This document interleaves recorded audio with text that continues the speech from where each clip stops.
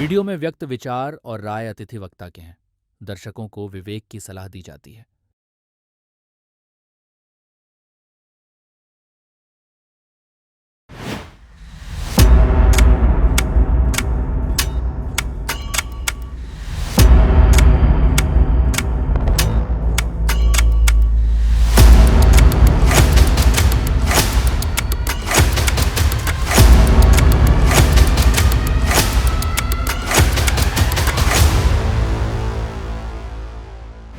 Hello, कैसे हैं आप सब लोग। आशा करता हूँ सब अच्छे होंगे। बस सब लोग अपना ध्यान रखिए। मौसम थोड़ा सा इस टाइम ख़राब है, सबकी तबीयत ख़राब हो रही है। बस आप स्वस्थ रहो, लाइफ में फिट रहो। जैसे कि हमने पिछले लास्ट ऑपरेशन में हमने बात करी थी तुरखम की। मतलब क्या था तुरखम, कौन चाहता था हिंदुस्तान और पाकिस्तान में एक बार युद्ध हो जाए करके। तो देखो होता क्या है यार, इस दुनिया के अंदर अगर एक वर्ड है, नॉलेज इज पावर। ये जो वर्ड है सबसे अच्छा पता है किसके लिए फिट बैठता है? ये बैठता है एजेंसीज के लिए, जो कभी खुद एक गोली नहीं चलाते और लेकिन एक दूसरे देश के ऊपर वॉर करा देते हैं। पता आपको, इस दुनिया में आज जंग चल रही है हर जगह। अगर आप देखो, यूक्रेन रशिया वॉर चल रहा है, इजराइल ईरान वॉर चल रहा है, पूरी दुनिया के अंदर यार। मतलब कहीं भी शांति नहीं है। लेकिन आप डीपली अगर पीछे जाओगे तो आपको ये समझ में ही नहीं आएगा यार वॉर हुआ क्यों, स्टार्ट क्यों हुआ करके। लेकिन इन वॉरों को शुरू कराने के लिए एक एजेंसीज मतलब कई सालों तक प्लानिंग करती हैं। मैंने कहा ना आपको, क्यों खुद कभी एक एजेंसी गोली नहीं चलाती लेकिन देशों में वॉर करा देती है। तो सेम हम दोबारा आते हैं तुरखम के ऊपर, कि जैसे मैंने आपको बताया था लास्ट वीडियो में, क्यों चाहते थे हम और पाकिस्तान एक बार दोबारा से युद्ध कर लें करके, वॉर कर लें। यार हमने तो जस्ट अभी 1971 वॉर किया ही था, 10 साल के बाद दोबारा एक युद्ध। जबकि जो भी इस वॉर को चाहते थे वो जानते थे यार इस वॉर का मतलब है कि हिंदुस्तान या पाकिस्तान कई 100 साल पीछे चला जाएगा। जब भी किसी देश में वॉर होता है तो वो देश, जब भी वॉर खत्म होता है तो कई 100 साल पीछे चला जाता है यार। बट दुनिया की किसी भी एजेंसी को इससे कोई फर्क नहीं पड़ता। तो सबसे पहले फिर हम आ जाते हैं दोबारा 1979 में। 1979 के अंदर क्या होता है, अफगानिस्तान के जो राष्ट्रपति थे हफीजुल्लाह अमीन, ये एक बार ही क्या होता है, एक अमेरिकन एजेंट, जो अमेरिका का एक सीक्रेट एजेंट था, जो किसी और कवर आईडी में अफगानिस्तान के अंदर था, जिसका नाम था एचआर के ब्लड, उससे एक मुलाकात करते हैं। और ये मीटिंग बहुत सीक्रेट होती है यार, बहुत ही सीक्रेट। किसी को इस मीटिंग के बारे में पता नहीं होता है। और जैसे ये मीटिंग खत्म होती है, एचआर के ब्लड सीधे सीआईए को एक मैसेज भेजते हैं और वो कहते हैं कि यार इस टाइम अमीन क्या चाहते हैं, अमेरिका और अफगानिस्तान के अच्छे संबंधों पर बात करना चाहते हैं, मतलब उनके रिलेशन बहुत अच्छे हो जाए। और ये बात सीधे किसको पता चलती है? केजीपी को। और केजीपी सीधे 2 महीने के बाद अफगानिस्तान के ऊपर अटैक करता है और अपने मनपसंद का प्रेसिडेंट वहां पर डिप्लॉय कर देता है, जैसे मैंने आपको बताया। लेकिन अमेरिका कभी नहीं चाहता था यार कि अफगानिस्तान उसके कंट्रोल में आ जाए करके। किसी भी कीमत पर अफगानिस्तान कंट्रोल में नहीं आना चाहिए यूएसएसआर के। इसके लिए क्या करे?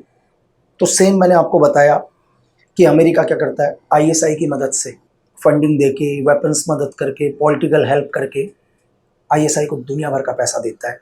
और आईएसआई मुजाहिदीन तैयार करना शुरू करती है, जो रेड आर्मी के खिलाफ क्या करती है, वॉर स्टार्ट करती है। केजीपी ने यहाँ पर एक सबसे बड़ी गलती करी थी। केजीपी का हर होमवर्क अच्छा था, उसने जितना भी रिसर्च किया सब कुछ ठीक था, लेकिन उसका ध्यान नहीं जा पाया कहाँ पर, अफगानिस्तान के अंदर छोटे छोटे जो कबीले हैं उन पर उनका ध्यान नहीं गया। और ये वो कबीले हैं जिनको आज तक दुनिया में कभी कोई जीत नहीं पाया यार। 20 साल यूएसएसआर फाइट किया, अमेरिका ने फाइट किया 20 साल तक, वापस बैकफुट में गया, लेकिन कबीलों को कभी नहीं जीत पाया। पता है, अफगानिस्तान को पता चल गया था कि यार कि एक्चुअल में आईएसआई एक मोहरा है सिर्फ। आईएसआई को क्या है यार, दुनिया में एक आईएसआई वो है जिसको दुनिया में कोई भी पैसा दे वो उसकी साइड चला जाता है, उसको कोई फर्क नहीं पड़ता। मैंने आपको बताया कि इस दुनिया में जब जब वॉर हुए हैं, आईएसआई के वहाँ ईद बनी है भाई, क्योंकि उसको पता वॉर होगा, टेररिज्म बढ़ेगा, मुझे एड फंडिंग मिलेगी, ठीक है, मुझे नए टेररिज्म तैयार करने होंगे। ये आईएसआई का काम है यार। तभी आज भी देखो ना कि पाकिस्तान के अंदर आज 200 रुपये केजी आटा हो गया यार।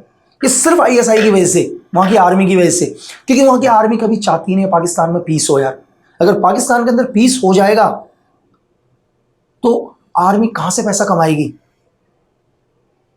बिल्कुल सही, मतलब दुनिया की एक ऐसी फोर्स है जो सुई से लेकर रियल एस्टेट सब कुछ काम करती है, वो पाकिस्तान की आर्मी है, जो कभी नहीं चाहती वहां पर कोई भी गवर्नमेंट बिल्कुल 5 साल तक काम करे करके। यार अब 1947 से लेकर आज तक कोई भी सरकार वहां 5 साल काम ही नहीं कर पाई। सेम सिचुएशन 1979 के अंदर आईएसआई ने एड फंडिंग ली अमेरिका से और मुजाहिदीन तैयार करना शुरू किया। इसका दुनिया में क्या असर होगा, इससे आईएसआई को कोई फर्क नहीं पड़ता। और इन मुजाहिदीन ने क्या किया भाई, यूएसएसआर आर्मी के खिलाफ फाइट करना स्टार्ट कर दिया। और यूएसएसआर के लिए सबसे बड़ी दिक्कत क्या पड़ गई, उसके लिए मुजाहिदीन दिक्कत नहीं पड़ी, उसके लिए दिक्कत पड़ गई यार कि ये आईएसआई को मैं कैसे बैकफुट करूं, मतलब मैं ऐसा क्या करूं कि आईएसआई बैकफुट हो जाए। तो इसके लिए पहली बार क्या होती है, केजीपी एक नया प्लान स्टार्ट करती है और एक ऑपरेशन स्टार्ट करती है, ऑपरेशन कॉन्टैक्ट। इस ऑपरेशन का मेन मोटिव क्या होता है? इस ऑपरेशन कॉन्टैक्ट का मेन मोटिव होता है कि ऐसी मिस इंफॉर्मेशन पहुंचाना हिंदुस्तान और पाकिस्तान को। अब आप कहोगे यार मिस इंफॉर्मेशन क्या होती है?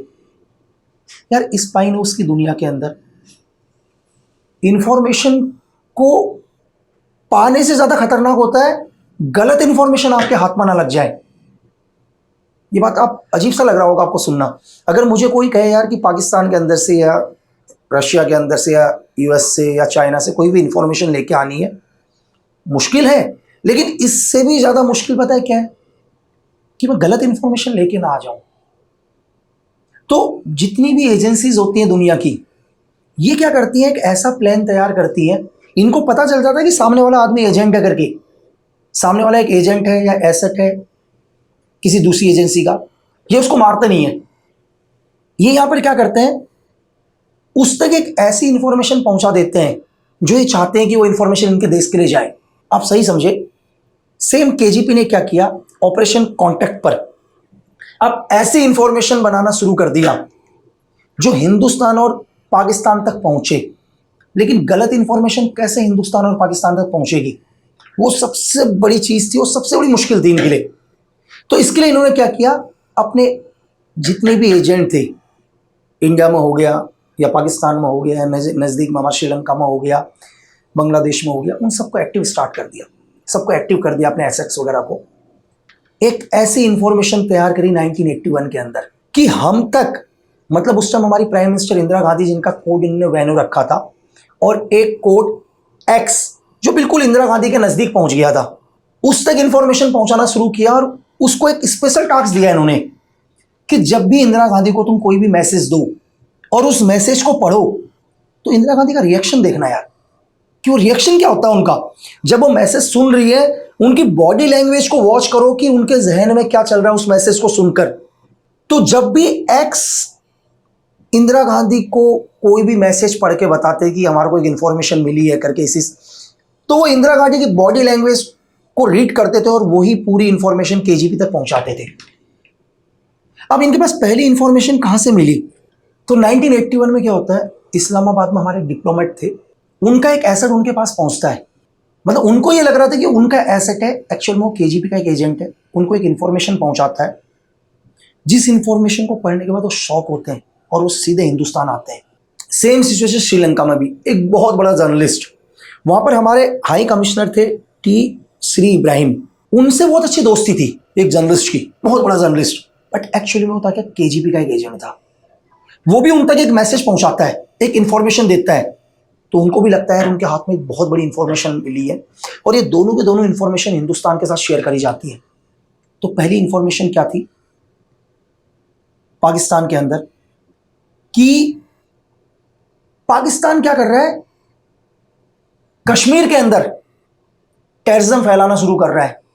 मतलब वो एक आजाद कश्मीर चाहता है, वो क्या चाहता है, एक आजाद कश्मीर चाहता है जो हिंदुस्तान से अलग कर दिया जाए, जिसका मुद्दा आज भी चल रहा है। और सेकेंड इंफॉर्मेशन श्रीलंका से हमारे को क्या इंफॉर्मेशन मिलती है कि अमेरिका ने 20 साल का प्लान किया है कि वो हिंद महासागर के अंदर अपनी फोर्सेस को कैसे एडवांस करेगा। जबकि मैं आपको ये बता दूं कि अमेरिका ने ऐसा कोई प्लान नहीं किया था, बस ये इंफॉर्मेशन हम तक पहुंची थी।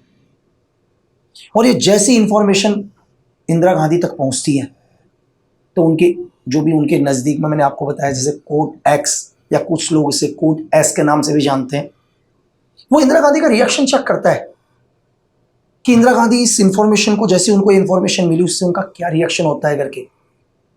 और वो सिर्फ हमको इंफॉर्मेशन नहीं पहुंचा रही थी यार केजीपी, वो सेम इंफॉर्मेशन किसको पहुंचा रही थी? पाकिस्तान को भी। और पाकिस्तान को क्या इंफॉर्मेशन पहुंचा रही थी? कि हिंदुस्तान बलोच के अंदर अपनी एक्टिविटी बढ़ा रहा है और वो पाकिस्तान से बलोच को अलग करना चाहता है करके। मतलब जैसी इंफॉर्मेशन हमारे पास आ रही थी सेम इंफॉर्मेशन पाकिस्तान के पास भी जा रही थी करके। जबकि केजीपी का एक्चुअल मकसद क्या था? केजीपी का एक्चुअल मकसद था कि एक आजाद कश्मीर बनाना, मतलब एक ऐसा कश्मीर बनाना जो ना हिंदुस्तान के साथ रहे ना पाकिस्तान के साथ रहे। अब आप बोलोगे यार कि केजीपी का क्या मतलब है भाई, कि मतलब एक ऐसा कश्मीर बनाने से केजीपी को क्या फायदा होगा या यूएसएसआर को क्या फायदा होगा कि जो कश्मीर ना हिंदुस्तान के साथ हो ना पाकिस्तान के साथ हो? बिल्कुल, मतलब उसका मेन फायदा क्या था? अगर वो इस मकसद में कामयाब होता है तो हिंदुस्तान और पाकिस्तान हमेशा लड़ते रहेंगे यार, कि मतलब हमेशा क्या करेंगे कश्मीर को पाने के लिए। मतलब वो एशिया में इन सबको उलझा के रखेगा। मेरी बात समझ रहे हैं? कि हम, मतलब मैं बोलूं कि कश्मीर मेरा है, पाकिस्तान बोलेगा कश्मीर मेरा, और एक कश्मीर क्या बोलेगा मैं इंडिपेंडेंट हूं। उसने तीन को आपस में लड़ा दिया ना यार, ठीक है, उसने तीन को आपस के अंदर लड़ा दिया। और बलोच के अंदर मतलब हमारी कोई एक्टिविटी नहीं है, लेकिन पाकिस्तान के जहन में क्या डाल दिया कि हम बलोच को अलग करना चाह रहे हैं, और हमारे दिमाग में डाल दिया कि पाकिस्तान इसमें कश्मीर को बिल्कुल अलग करना चाहता है। इन सबसे केजीपी का क्या फायदा होने वाला था? कि आप कह रहे होंगे यार सब चीजें तो थी, लेकिन इसमें मेन केजीपी का क्या फायदा हो रहा था? यार केजीपी का मेन फायदा क्या हो रहा था? मैंने आपको दोबारा बताया कि जैसे अफगानिस्तान के अंदर यूएसएसआर के लिए अमेरिका से भी ज्यादा प्रॉब्लम कौन दे रहा था? आईएसआई। क्योंकि फ्रंट में तो आईएसआई था ना यार, क्योंकि अमेरिका के तो वियतनाम के घाव ही नहीं भरे थे अभी तक, तो दूसरे वॉर के लिए फ्रंट में नहीं आना चाह रहा था। वो नहीं चाहता था कि फ्रंट में आए करके, लेकिन उसने फ्रंट में आईएसआई को कर रखा था, जो कंटिन्यू मुजाहिदीन तैयार कर रहा था, जो यूएसएसआर आर्मी के खिलाफ फाइट कर रहे थे। अब ये मुजाहिदीन बनना एक ही शर्त में रुकेंगे, जब तक आईएसआई बैकफुट नहीं करेगा। और आईएसआई को बैकफुट करने के लिए ये सारी इंफॉर्मेशन फैलाई जा रही थी। अब भारत एक बड़ा एक्शन लेने वाला है। बात समझ में आ रहा है कि भारत यहां बलोच को अलग करना चाह रहा है। भाई 1971 में आपने सबने देखा कि बांग्लादेश अलग हो गया, तो पाकिस्तान किसी भी हालत में नहीं चाहता था यार कि बलूचिस्तान अलग हो करके आप, ठीक है। और यहां हम क्या देख रहे हैं, हमारे को क्या इंफॉर्मेशन दी जा रही है कि कश्मीर को अलग किया जा रहा है करके देश से, और इसको अलग करने के पीछे किसका हाथ है? पाकिस्तान का हाथ है। क्यों है? क्योंकि पाकिस्तान 1971 का बदला लेना चाहता है करके। अब इससे पहले कि पाकिस्तान कश्मीर के ऊपर कोई भी बड़ा एक्शन ले, हम पाकिस्तान को दबा देंगे। मेरी बात समझ में आई आपको? बिल्कुल, कि पाकिस्तान कोई बड़ा एक्शन करे इससे पहले हम पाकिस्तान को दबाते हैं। उसके लिए क्या करें? अपनी अपनी फोर्सेस स्टार्ट करके पाकिस्तान के ऊपर वॉर करें। और सेम पाकिस्तान के अंदर क्या सिचुएशन पैदा कर दी इस फॉल्स इंफॉर्मेशन से, कि बलूचिस्तान को अलग करने से पहले पाकिस्तान एक बड़ा एक्शन कर दे हिंदुस्तान के ऊपर। अगर ये दोनों आपस के अंदर वॉर हो गए तो इससे केजीपी को दो फायदे थे। वो एक ही तीर से क्या करना चाहता था? दो निशाने थे उसके। एक तो क्या था, पूरा का पूरा आईएसआई बैकफुट हो जाएगा। अगर आईएसआई बैकफुट हो गया तो अफगानिस्तान में इजीली कंट्रोल कर लेगी रेड आर्मी। और दूसरा क्या फायदा था उसका, कि जब हिंदुस्तान और पाकिस्तान का वॉर होगा 1981 के अंदर, तो पूरी दुनिया का ध्यान किसके ऊपर आ जाएगा? एशिया के ऊपर आ जाएगा। पूरी दुनिया का ध्यान तो एशिया पर आएगा ना यार। एशिया के दो बड़े देशों में वॉर हो गया तो ध्यान सबका अफगानिस्तान से हट गया। जब ध्यान अफगानिस्तान से हट गया तो इजीली तरीके से क्या कर लेगा? यूएसएसआर पूरे अफगानिस्तान को कंट्रोल कर लेगा। केजीपी की हर चाल सही हो रही थी यार। और मैं आपको एक चीज और बताऊं कि आज भी इस दुनिया के अंदर जो एक बहुत पावरफुल चीज है ना यार, जिसको हम लोग एक स्तंभ मानते हैं अपना भी, वो है मीडिया। मतलब मीडिया का बहुत बड़ा रोल होता है। अब आप बोलोगे यार कैसे? मैं आपको एक आसान शब्दों में समझाता हूं यार, कि इस दुनिया में बहुत सारे लोग हैं जिनसे आप कभी मिले नहीं होते हो। हम लोग बहुत सारे हैं जो अपनी राय बनाते हैं। जैसे आप राय बनाते हो कि यार फलाना लीडर ऐसा है या फलाना लीडर वैसा है, जबकि पर्सनली आप कभी उस लीडर से नहीं मिले, लेकिन फिर भी आप राय बना लेते हो, क्योंकि सिर्फ आप देखते हो। मीडिया आपको दिखाती है कि यार ये लीडर इतना अच्छा है, ये लीडर इतना बुरा है।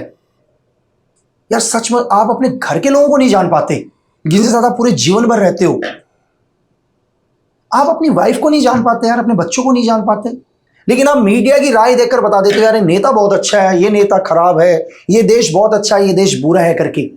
ये मीडिया आपके दिमाग के अंदर डाल देती है, क्योंकि दिन रात आप वही देखते हो। आप टीवी खोलो, कोई भी चीज खोलो, आप न्यूज़पेपर पढ़ो, ये नेता बहुत अच्छा है, ये बहुत अच्छे काम कर रहा है, ये नेता बहुत बुरा है। इसलिए क्या होता है, मीडिया का बहुत बड़ा रोल होता है। और केजीपी ने वही किया। केजीपी ने क्या किया कि हिंदुस्तान का मीडिया का एक बहुत बड़ा पार्ट खरीद लिया यार।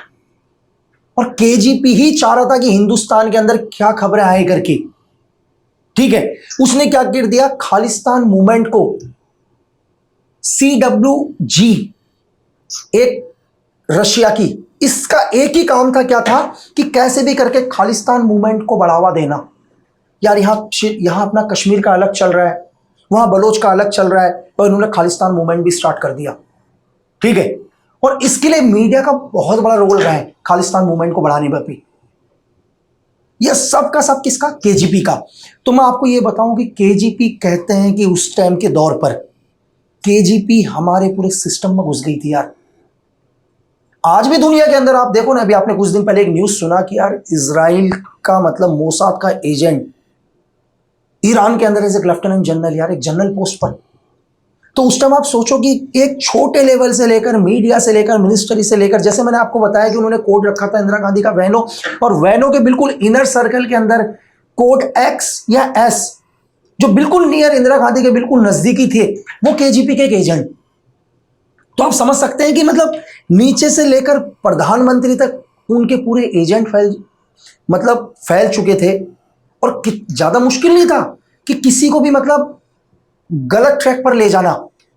आप खुद ही सोचो कि अगर आपके घर के नजदीक में कुछ ऐसे लोग आ जाएं जो आपको हर रोज एक गलत इंफॉर्मेशन दें, और वो आपके बहुत भरोसे के लोग हों, और आपको हर रोज आकर बोले यार पड़ोसी गांव आपके लिए गलत सोच रहा है, पड़ोसी गांव ये सोच रहा है, वो सोच रहा है, यार एक ना एक दिन तो आपको लगेगा ना यार कुछ तो गलत है करके, क्योंकि हर रोज आपको वही दिखाई दे रहा है।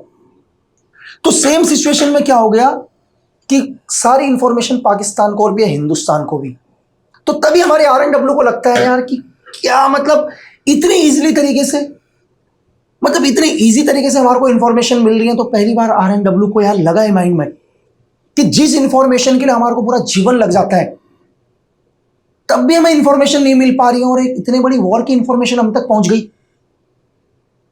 तो हमारी एजेंसीज को लगता है भाई कि मतलब एक चीज एक बताओ, अगर सपोज करो यार कि आप खुद ही, अगर आपको डेली कोई आदमी बोल दे यार कि शेयर मार्केट में कल ये हो रहा है, कल ये हो रहा है, आपको बहुत इजीली तरीके से इंफॉर्मेशन लग जाए, तो आपको एक दिन तो लगेगा यार कुछ ना कुछ तो गड़बड़ होने वाला है करके।